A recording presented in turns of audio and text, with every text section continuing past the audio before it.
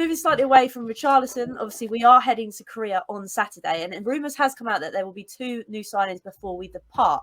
Now, obviously, the first one that's coming out of the woodworks, Patrick, is Lenglet. Now, he's 27. He's from Barca. And the only thing that's making me wonder that this is probably going to go through very, very soon is the fact that Christensen is obviously moving to there. Fabrizio is not said here we go, but it's pretty much there. So with that being said, he'll be pushed down the pecking order. So with Lenglet, how do you feel on the guy, Patrick? Oh, man, it's a bit... I don't know, man. I'll take it back. When I first heard the news, I was really not happy, and I was like, "Oh, why are we taking this bum?" Basically, I seen that he'd been offered to a lot of clubs. The irony is, last year we were interested in him. Paratici's always liked him, and he wanted to try and bring him in, and he basically rejected us, said he wouldn't come. He wants Champions League football. He wasn't sure on Nuno. Fast forward a year, we're now in the Champions League. I think he went from playing like 27, 30 odd games the year before last to only starting about 13 games the season just gone. So he's dropped down the pecking order massively at Barcelona, and now it seems like he's up for coming. So it's like the tables are turned massively. But whenever I've seen him play, I'm not saying I watch Barcelona a lot, but I watched the Champions League game when they played Juventus and he gave away a penalty in that game. There was a game against another team where every time I've seen him play, he's had a stinker, basically. So I'm not too infused with it. I've seen a lot of clips since. A lot of my friends have tried to talk me around saying he's great on the ball, he's silky, he's smooth, he's essentially an upgrade on Ben Davies, or he can be at least backup for Ben Davies. So to be honest, Hollie, I don't know how I feel. I know my initial thoughts was no, keep him away, we can do better.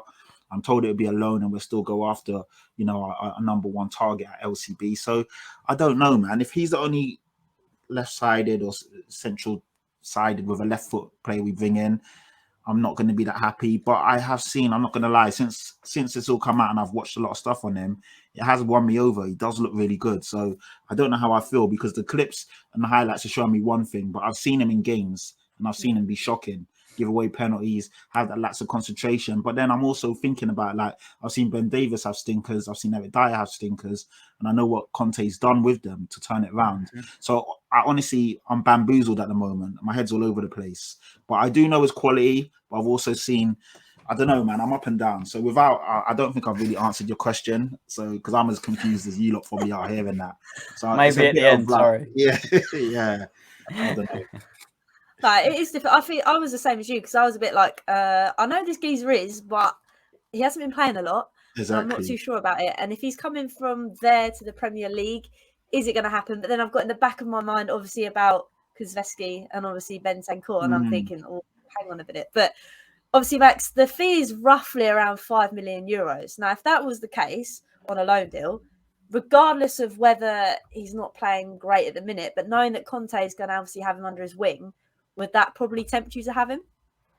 Yeah, knowing that he's definitely not coming in and going straight into the starting lineup and being like another main man at the back. The fact that it's loan, and we've always been told, like, by every journalist on Twitter and whatever, that we will get another solid centre back, makes me feel a little bit more comfortable. Like I've said, like Pat, I haven't seen that many games of him. I know that he was decent for Sevilla like a few seasons ago, and I know he can ping the ball. But, you know, I mean, Conte loves players that can, like, quick pass and move. We've seen that's how we played towards the back end of last season. Just get the ball as quickly up you can up the pitch, and then someone there to finish. So maybe he's just thinking it's a different option, you know. If having players at the back that can pass 30, 40 yards, I know it's becoming more common these days. Just that's how the way football's going. Players are just better on the ball than they used to be 10 years ago. But it's one where the normal game plan might not be working. Get someone centre back and then have runners in behind, you know, like Son used to, where the classic Kane gets the ball, looks over the top for Son. It might be something similar to that. It's just a different game plan. So it's just nice to have that another, like, name on the bench that can do that, instead of looking around, looking at the bench. Oh, how do we change it? And then it's always stayed the same. So he might not be great defensively. Is it a risk for that much money? Not really, I don't think. I mean, it's one thing for sure, you ain't going to see Lenglet on the back of anyone's shirt with, like, you ain't. Yeah, you're not kidding anyone with that. But no, it'll be interesting. I mean, like I said, he's not the main man, is he? So get him in. And I think you're right. I think you said obviously the rotation is key up top, but it'll also be for the legs at the back. And obviously we've spoken about a lot, obviously, about it's his age as well and potentially what he can bring to the club in terms of experience. Because I know, Jay, we can talk lots about young players coming in, but they kind of need those players that they can kind of look up to. And I think for €5 million, for someone that's played at Barca, has done this, that and that, do you not think it'd be quite nice to have him in the backroom staff as well? I mean, I sound like a broken record when I'm on this podcast, I swear. It's confidence. Lenglet's looked awful the last couple of seasons, mainly because Barcelona have been awful the last couple of seasons. If you're having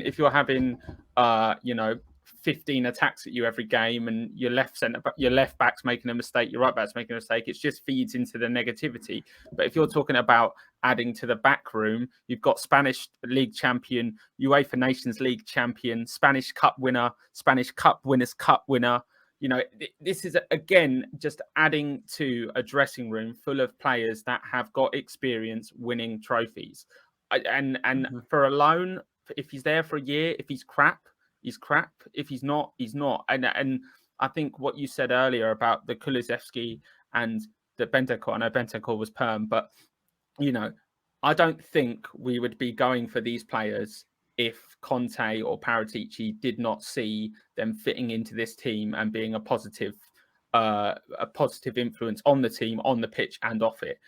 Under Hitchin, and when we were just signing players willy-nilly because, he's got a 5-star rating on Football Manager in 4 years' time. Let's go and sign him. That was our policy. It's like, who does the media think good? Let's get them in. It seems like now they've just been given the rein, and it seems like clever business. The whole football ecosystem seems to be going towards this try before you buy kind of mentality with transfers. If you look at like Romero and obviously Kulusevski, it's kind of like, look, there's no point in us forking out all of this money, but if you loan him to us and he's decent, we'll take him off your hands for the fee that we agreed, or we can negotiate a fee at the end of the deal. But for me, he's got experience. Yeah, he might be a little bit wobbly, but what Spurs player isn't? I think he'd fit in perfectly in our team, to be honest. Yeah. Patrick said it earlier about Dyer, Romero, Davies. For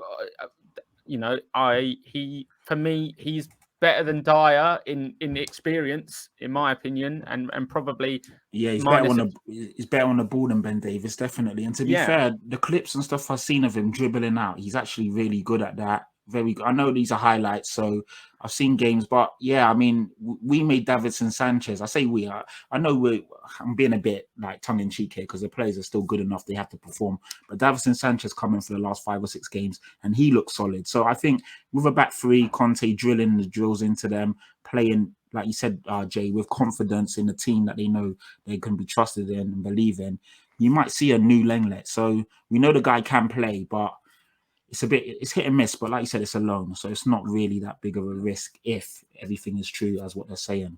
The thing is, as well, is that again, it goes back to the 5 subs rule next year. I think people on Twitter specifically are really forgetting this. They're forgetting that next year, if teams like us, Arsenal, maybe Chelsea, because I wouldn't put them in the same bracket as City and Liverpool, if teams like us don't recruit big players to sit on our bench next year, City and Liverpool are going to walk away with the league.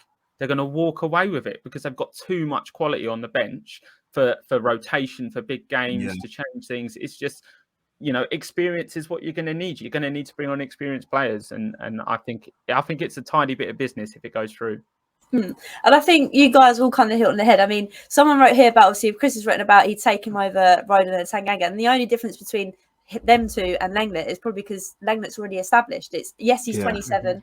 He's already established himself as the player. And I think that is something that I've noticed as well with this. Obviously, apart from Kulusevski, shall we say, everybody's coming in and they're who they are. They know exactly who they are. And I wouldn't say I'm the best on transfers. I definitely wouldn't say I was the best at transfers. But I know who Lenglet is. And I think that's something as well that I think I'm kind of sitting back and thinking, okay, we're actually meaning business. Yes, this is quite a nifty deal because it's only €5 million. And like Jay says, we're trying before we buy.